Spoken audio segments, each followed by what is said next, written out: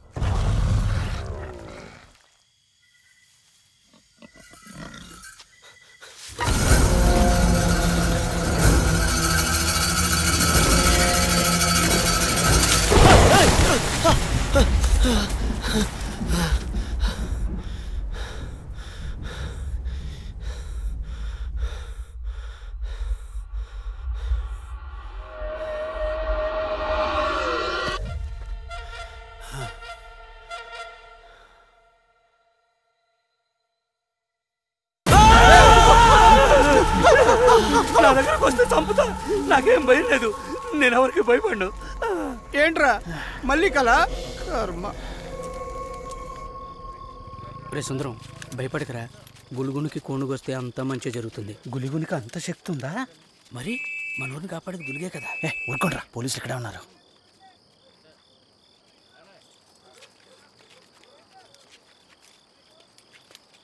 ఏమైందిరా? ఒక్కడు కనబడట్లేదు. ఎక్కడ చూసినా పోలీసే. ఎవరినో వెతుకుతున్నారు.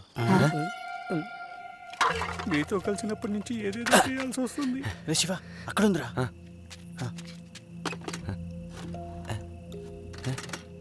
అరే ఇది పనిచేయడం లేదు.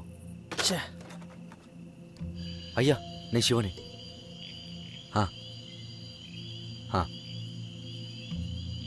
ఎవరికి ఏం కాలేదంట, అందరు ప్రాణాలతోనే ఉన్నారు.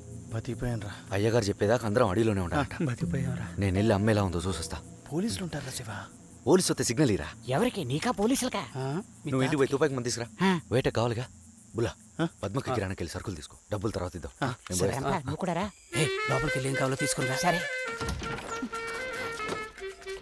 శివా, వామ్మో, వీళ్ళ సావాసమే నాకొద్దు. వీళ్ళని వదిలి ఊరెళ్ళిపోవాలి.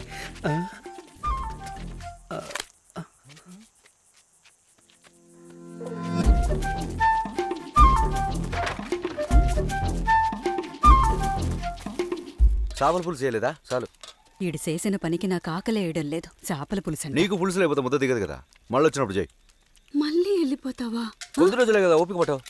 తిరిగి వస్తాను కదా. ఒక సోడా ఇవ్వండి, తీసుకోండి. మీ దగ్గర చిల్లర లేదా? ఇలాంటి టైంలో ఎంత మంచి ఛాన్స్. ఏ పోలీసు, నేను పరిగెడుతుంటే నువ్వు పట్టుకుంటావా? శశికళ, శిలా, శిలా,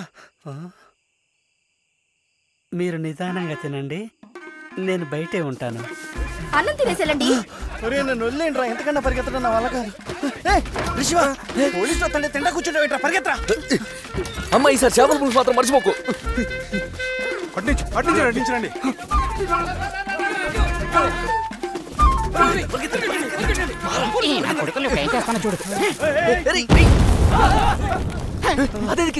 దాన్ని వెలిగించి చేత్తో పట్టుకుంటే పేలుతుంది కదా.